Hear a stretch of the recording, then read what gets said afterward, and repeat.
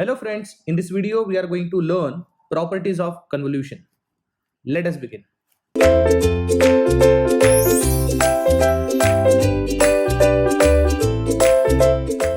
The first property that we are going to look after is a commutative property.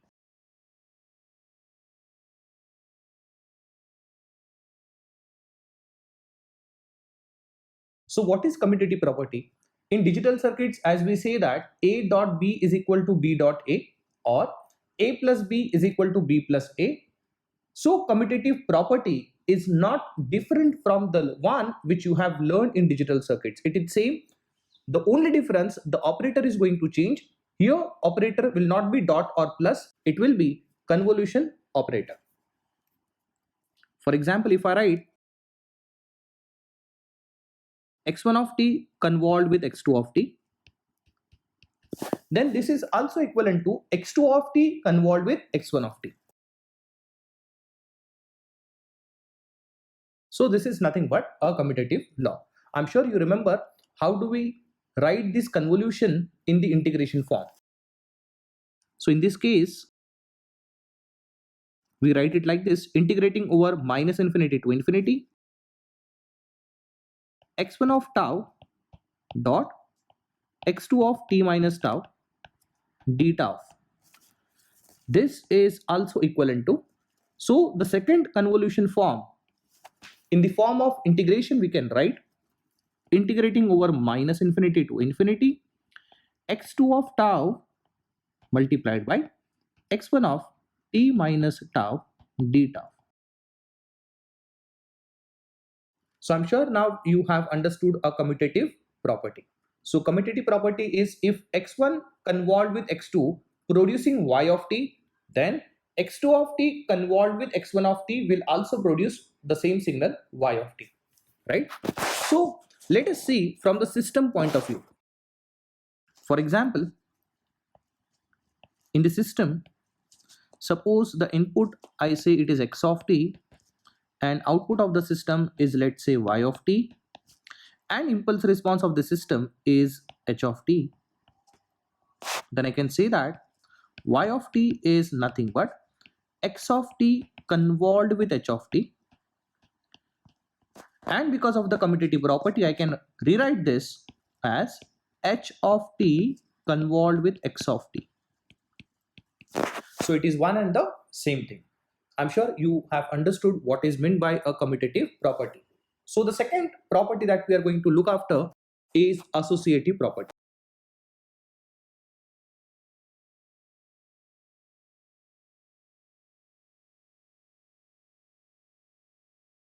So what is meant by associative property? For that, let me assume three continuous time signals, that is x1 of t, x2 of t and x3 of t, like this.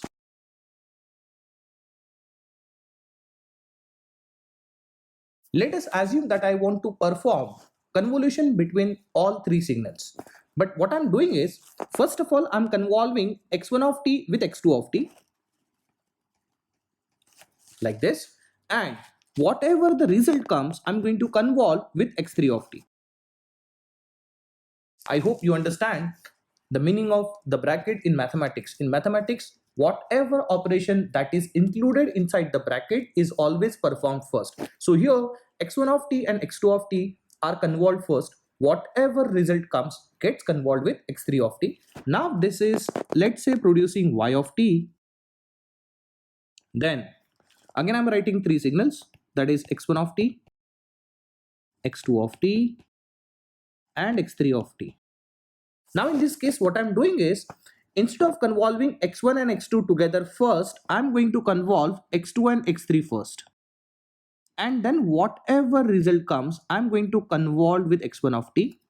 And you can see practically the result which is generated after the convolution, even though the sequence of convolution is changed, still you get the same result. Let us see this on a system point of view. How does that happen? For example, we have some system whose input is x of t.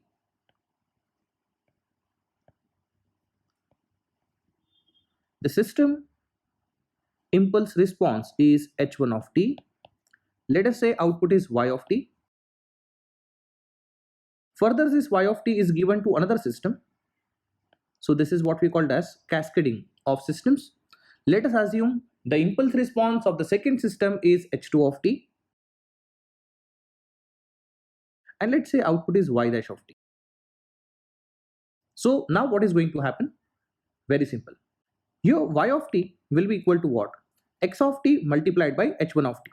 So x of t not multiplied by, what I wanted to say is a convolution, okay? So x of t convolved with h1 of t is what we called as y of t, and then I'm sure you know y dash of t is nothing but y of t convolved with h2 of t. So finally I can write my y dash of t equal to what? X of t convolved with h1 of t convolved with what? h2 of t. Yes or no? So how does this come? Look up. Actually your y dash of t is what?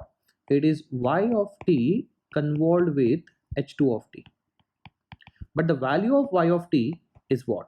It is x of t convolved with h1 of t, right? So let me rewrite this.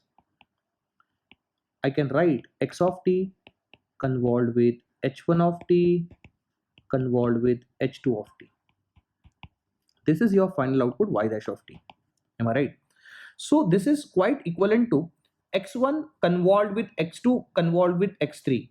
The example that we have taken over here, this example I'm talking about. In this, you know that even though the convolution sequence is changed, it is still going to produce the same result.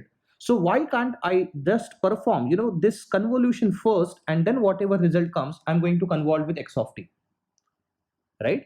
So now I can rewrite, or I can express this above equation, this above highlighted equation in the form of system like this, where x of t is, let's say, input. Let us say we have only one system whose impulse response is h1 of t convolved with h2 of t.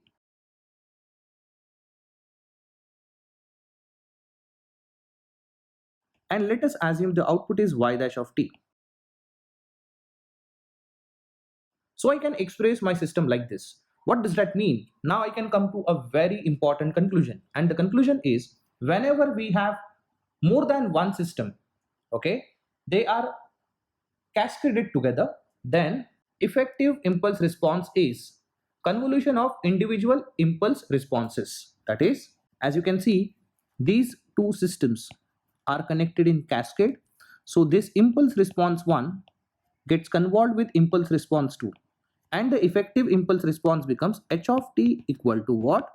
It is h1 of t convolved with h2 of t. And that's the reason why, as you can see now, it is clubbed into a single system, having the combined impulse response as what? h1 of t convolved with h2 of t, where x of t is now input and y dash of t is called as output. So the conclusion is, whenever systems are connected in cascade, for example, let's say there are three systems having impulse responses as h1, h2 and h3. So the final impulse response or a common impulse response can be taken as h1 convolved with h2 convolved with h3.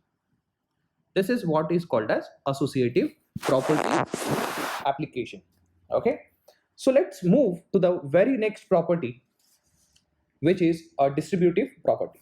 So what is distributive property? Let us see. For example, we have x1 of t convolved with x2 of t plus x3 of t.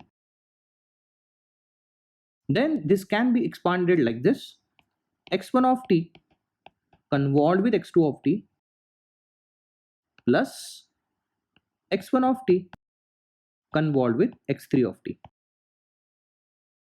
As you can see, it is expanded as if it is not convolution, it is multiplication. Like imagine if there would have been, let's say, multiplication and not convolution over here, you would have written the same relation. Okay, only the difference is, instead of multiplication there is a convolution. Okay, so in case of convolution also, you can expand the given equation in the given form.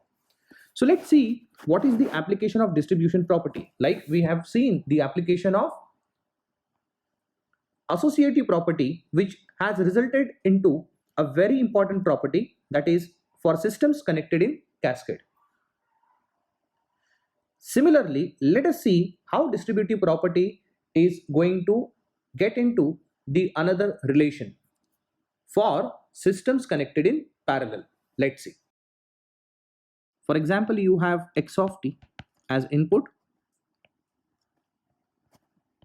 This x of t input is given to two different systems. So I can consider x of t is a common input. So let us assume the first system is having an impulse response as h1 of t. The second system with an impulse response of h2 of t. And then it is combined with the help of summing point, where output is, let's say, y of t. And now let's try to figure out what is the final output for this system. Let us think from the every system's output point of view. For example, let me assume this output is y1 of t. Let me assume this output is y2 of t. And let's see y1 of t and y2 of t gives me what. For example, y1 of t is what? So as you can see, the input is x of t. Impulse response is h1 of t. Of course, y1 of t is x of t convolved with what? H of t. Yes or no? Right? Next, y2 of t, similarly I can write. I can see clearly input is x of t and impulse response is h2 of t. So y2 of t is simply x of t convolved with h of t. As you can see, there is a summing point whose first input is y1, the second input is y2, and the job of summing point is to add these two inputs and produce the final output. So I can say y of t is y1 of t plus y2 of t. Or I can now write my y of t as, so I'm going to simply substitute y1 and y2. So what is y1 of t? Check it out. It is x of t convolved with h of t.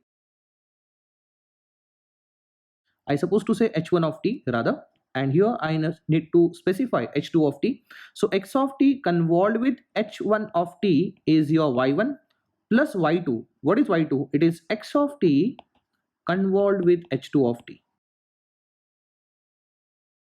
So as you can see, whatever equation that you have got, you can compare with this.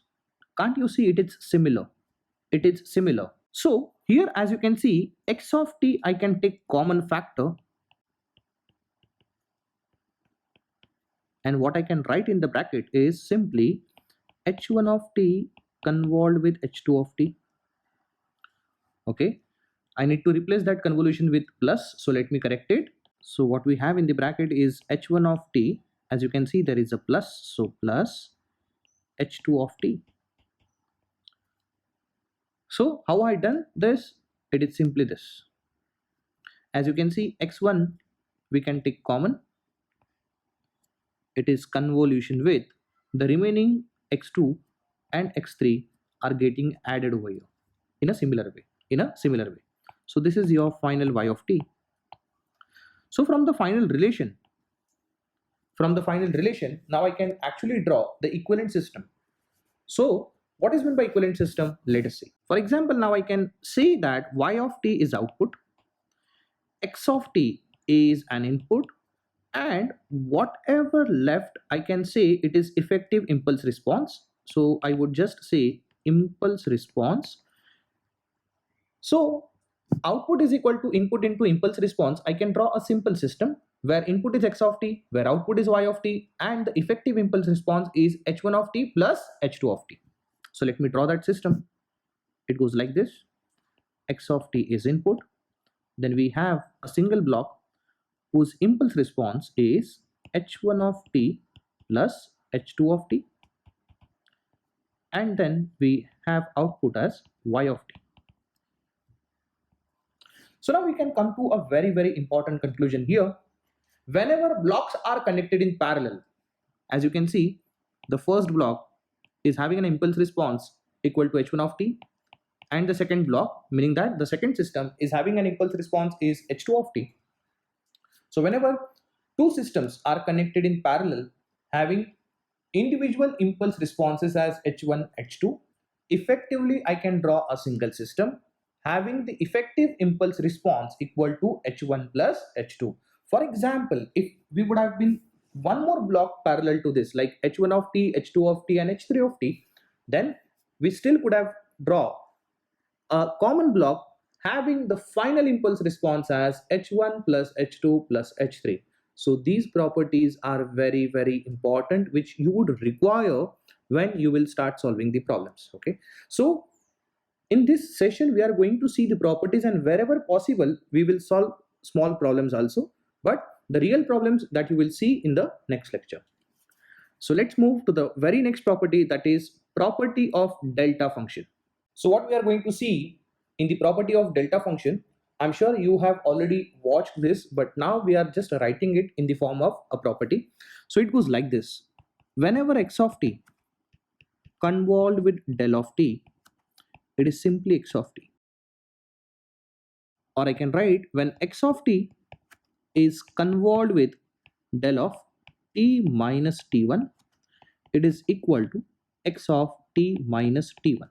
So basically what we do is, in the delta property, whatever written inside the bracket of this del function, we replace wherever there is t, okay, in the x of t only. Okay, so we are just going to replace t of x of t with whatever written inside the delta function, okay, or in the argument of delta function whenever there is a convolution operator. Okay, this is not every time true. Okay, whenever you multiply with del function, then the results are different. Okay, so whenever you are convolving with del function, then the result is different. So this is what we have already seen in multiplication properties, and the convolution property with respect to delta function we have already seen in the previous lectures, but it is still, just to give you an idea that this is also called as a property, called as a delta property. On this we can just write one more example over here. Is, let's say, x of t convolved with a del of t. So the weight is a. Initially weight was 1, meaning that it was a unit impulse function. Now it is not a unit impulse function. Okay, it is impulse function with an area equal to a. So this is just equivalent to the normal x of t only, but only thing, this a will also come. So it is a times x of t. I'm sure you understood that. So one more example I can take. Let x of t, assume it is equal to r of t, and now you are going to convolve r of t with delta function having an argument as t minus 2. This is equivalent to, if you remember, this t minus 2 will be replacing this t, so it becomes simply r of t minus 2. I hope it is simple. So this is the first example we have taken. The second small example that I can take is, let us calculate what is u of t plus 3 when convolved with del of t minus 1. Again the same thing I am going to do. Whatever written inside the argument of del function, I am going to replace this t. Effectively it becomes u of. So in place of t it will be t minus 1, but then there was extra term plus 3.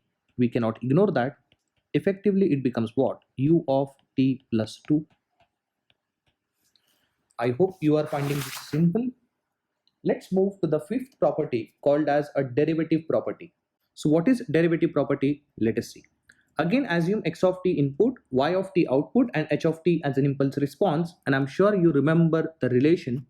Y of t, it's simply x of t convolved with h of t. Now for example, if you want to take a derivative of y of t, then by derivative property it is equivalent to. Now whenever you take derivative on both the sides, whenever you take a derivative on both the sides in convolution, what happens is, let us assume, let me keep x of t as it is, and you can take derivative of either function. So I'm taking derivative of what? H of t. Please remember, this is what we called as a derivative property. Please remember, whenever you have y of t equal to x of t convolved with h of t, and at the end if you want to take a derivative of y of t, you don't have to take the derivative of both the functions. Both the functions I'm talking about x of t and h of t. For both functions, you don't have to take a derivative. Either of the function has to be taken a derivative. I hope you understood. So what I can say in a way, this is way 1 to solve dy dt of y of t. In second way, what I can rewrite this as I said that either of the function has to be taken a derivative. So I can also write d by dt of x of t convolved with simply h of t. So this is way 2. So whichever way you feel comfortable, you can get derivative of y. Provided y of t is equal to x of t convolved with h of t, then derivative of y of t is equal to x of t convolved with derivative of h of t, or in the second way we have written derivative of x of t with respect to time convolved with h of t. So either of the way it works. So let's see what we can do for this. So let me write question 1. Let us assume that y of t is equal to r of t convolved with u of t. Assume that this is given, this relation is given, and what is asked, you have to get d by dt of y of t. So let us use the property. I'm sure you remember. Let us use way 1 or method 1. So by using method 1, I can rewrite this as what? I can just keep r of t as it is, and I can just simply take derivative of the second function, which is u of t. So according to property, I'm just performing this, okay? So you know that derivative of u of t is del of t. Please don't forget that. I'm sure you remember, we have already seen these relations. So derivative of u of t, that is unit step function, is always unit impulse function, that is del of t. So I can rewrite this as r of t convolved with del of t. And if you remember, if any function when convolved with del of t, it remains the same function. So resultant what we have is simply r of t. So I have applied method 1 and I got answer as r of t. Let me apply method 2 and I should get the same result. Then only I can see that both the ways are same. Method 2 or way 2, I can write d by dt of y of t, that is derivative of y of t, is equal to, this time I'm not going to take derivative of the second function, I'm going to take the derivative of first function. I'm saying first function is ramp signal and the second signal is a unit step function. So let me take derivative of what? R of t. This is going to get multiplied with u of t. Again, not multiplication but convolution. Let me correct it. This is convolution operator. This is equivalent to. So derivative of r of t is what? It is u of t. So can I say this is simply u of t convolved with u of t? And we know that u of t convolved with u of t is simply r of t. This is something which we have already seen, and again I'll prove this in the next property, how u of t convolved with u of t becomes r of t. I'll definitely do that, okay? But at the end, what you want to understand is the end result is same. The end result is same. Whether you go for method 1 or method 2, can't you see that method is same? I mean, result is same. So let's move to the next property. As I said that I'm going to prove this. U of t convolved with u of t is r of t. And before we go to the next property, I want you to remember these things. Derivative of u of t is always del of t, and derivative of r of t is always u of t. Please never ever forget this. Please remember these relations. Very important. So if you know these relations, then only it is possible for you to solve a derivative property based questions. Let's move to the next property, that is an integration property.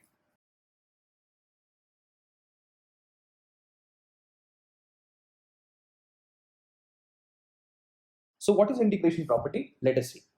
Suppose if you multiplied x of t with u of t, again not multiply but convolve.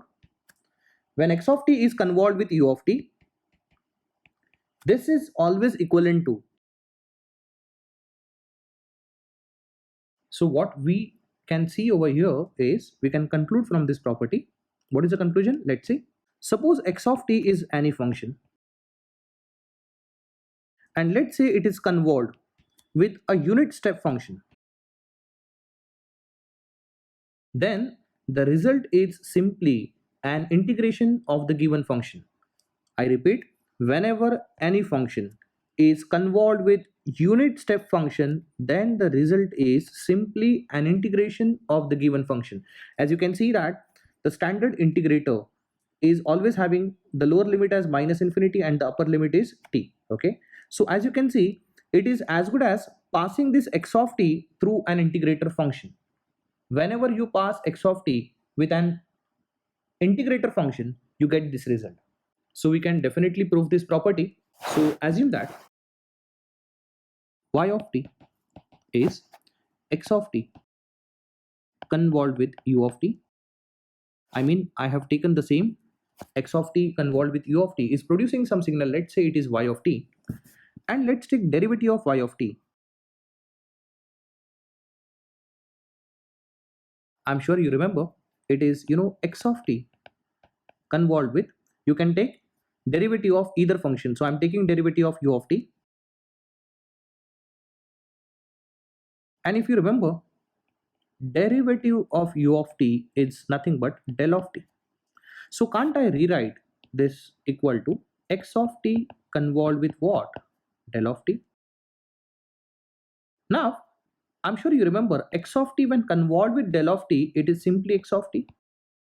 So I can now write my final result as d by dt of y of t is simply equal to what? X of t. See, ultimately what I want is y of t. Unfortunately, this y of t is inside the derivative function. That is, as you can see, it is not y of t, but it is d by dt of y of t. So the only one way is there, if you want to get your y of t out of the derivative, is to integrate both the sides. So how do we integrate both the sides? By passing two individual functions to integrator. I repeat, how do we get y of t out of the derivative?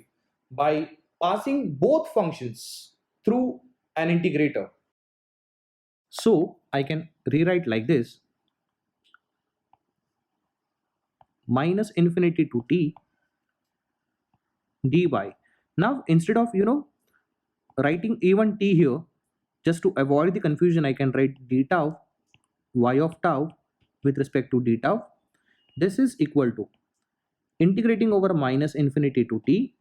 Again, I cannot write the same function t, so let me write dummy variable x of tau d tau. It is one and the same thing. So in this case, what I can see that, see, integration and derivative cancel each other. I'm talking about this. Can't you see? Integration and derivative cancel each other. The resultant, what I can say, it is simply y of t. And this is equal to what? Okay, what we have over here, minus infinity to t integration x of tau d tau. So we have proved, if you remember, y of t was x of t convolved with u of t. Once again, as you can see, y of t is equal to x of t convolved with u of t. And now in equation 2, it is y of t is equal to integrating over minus infinity to t x of tau d tau. So eventually I can write from equation 1 and 2 is this property. So what you have to remember is, whenever any function, when convolved with u of t, then the output is simply integration of the given function. I hope you understand that. And as I promised that I'm going to prove even properties 5, sum that we have taken, how u of t convolved with u of t becomes r of t. So let me write it: u of t convolved with u of t is equal to r of t. So this is something that I need to prove. So let me take just left hand side, which is u of t convolved with u of t. If you remember, the property says that whenever x of t convolved with u of t by an integration property. Why integration property? Because any function when convolved with u of t, it's simply integrating over minus infinity to t x of tau d tau, or in this case I can consider u of t some function which is convolved with u of t. So I can now rewrite this as integrating over minus infinity to t u of tau d tau. Okay, and we say that u of t's derivative is what? Del of t, but u of t's integration is nothing but r of t. Please don't forget these relations are very important. So integration of u of t is nothing but r of t. That's it. This is left hand side which is equal to right hand side now. So now I can say clearly that u of t whenever convolved with u of t, it's simply r of t. I'm sure you have understood these properties. The next property that we are going to look after is a time delay property. So what is meant by time delay property? Let's see. Let us assume x1 of t when convolved with x2 of t, let's say producing y of t. Now let me delay the first function x1 of t. I want to delay this by, let's say, t1. Let me say I want to delay this x2 of t function by t2. In that case, now x1 will become x1 of t minus t1, and x2 of t will become x2 of t minus t2. And let's see if I convolve this. Then if you remember, without delay it was simply y of t. It was simply y of t. Now the property, by property I can write this is equal to y of t minus t1 plus t2. So this is the property. So whenever the first function, let's say if it is getting delayed by t1, the second function is getting delayed by t2, then the output will also get delayed by the summation of individual delays. I hope you understood that. When x1 getting delayed by t1, x2 is getting delayed by t2, then y of t gets delayed by t1 plus t2. As you can see, t1 plus t2 is the total delay. So this is simply called as a time delay property. So on based of which now we can solve small problems like this. So let me solve the first problem as I have to determine what is u of t minus 1 when convolved with u of t minus 2. So this is the question mark. I'm sure you remember, without delay it is simply u of t convolved with u of t, and it simply results into r of t. So here u of t minus 1 when convolved with u of t minus 2. So as you can see, the first function is delayed by 1, the second function got delayed by 2, right? Of course the output will get delayed by 3, then output will be r of t minus 3. Easy? I'm sure you are understanding that. So let's solve the second problem. Second problem is r of t plus 2 is now convolved with u of t minus 3. So let me write it in the original form. So original form means the form where it is not getting delayed. So they are there in original form, that is r of t convolved with u of t. So let me solve this first, guys. So r of t when convolved with u of t, you know that any function when convolved with a unit step function, it's simply minus infinity to t, that is integrating over minus infinity to t and the given function, and the given function is ramp function where r of tau d tau I can write.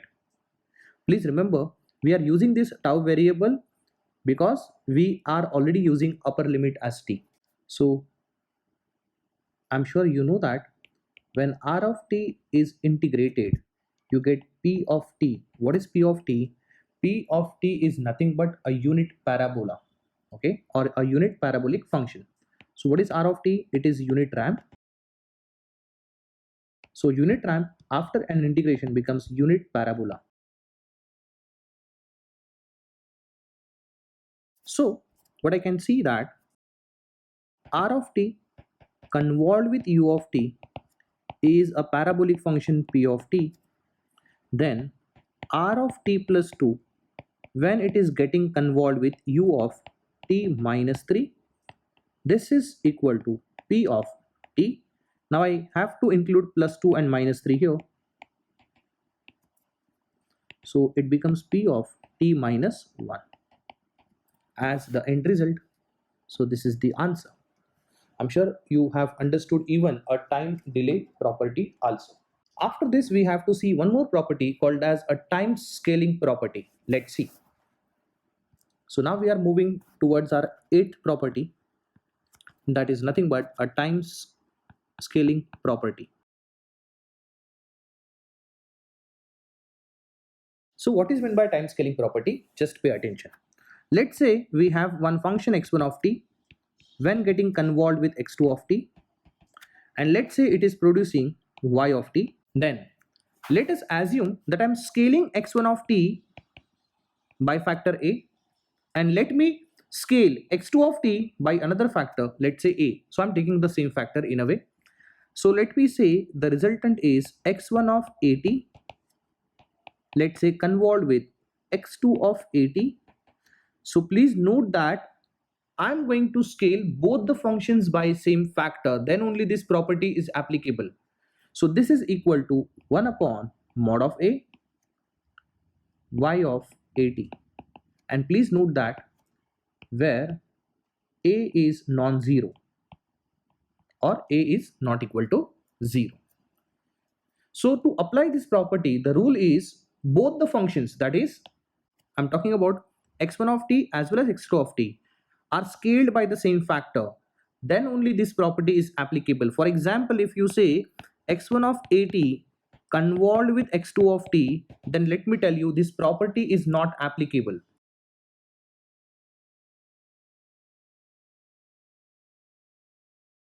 So the scaling property is not applicable if either of the function is scaled by some factor. So the rule is both the functions x1 as well as x2, both of them are scaled by the same factor. Again, that is important. It should be scaled by the same factor.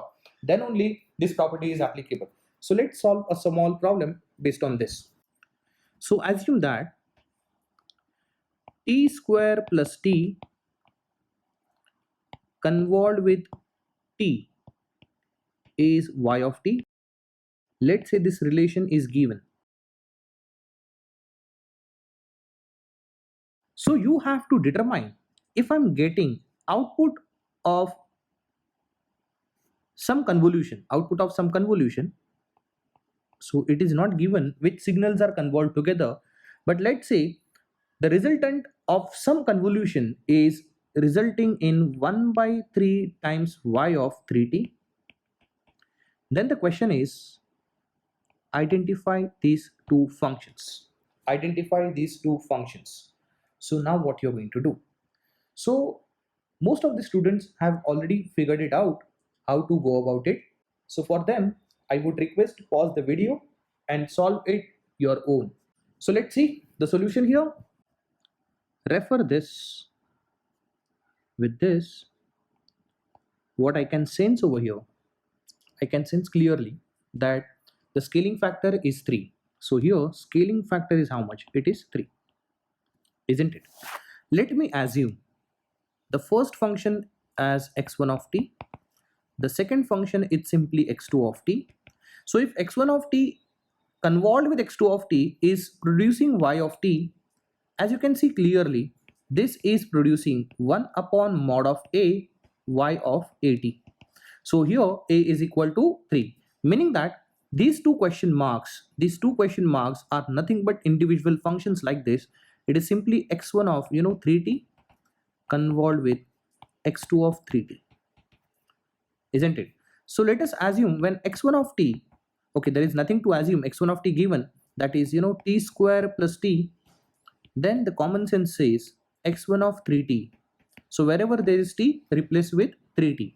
So it is simply 3t square plus 3t, which results in 9t square plus 3t, right? So I got the meaning of the first question mark, and the second question mark is x2 of 3t.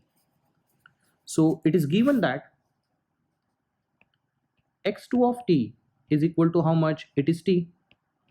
Then I can say that x2 of 3t, it's simply 3t. That's it.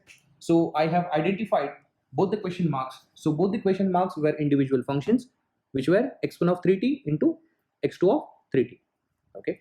So I'm sure you have understood all the properties. These are very, very important properties. If you understand them well, then it is going to save your time while solving problems on convolution. Thank you.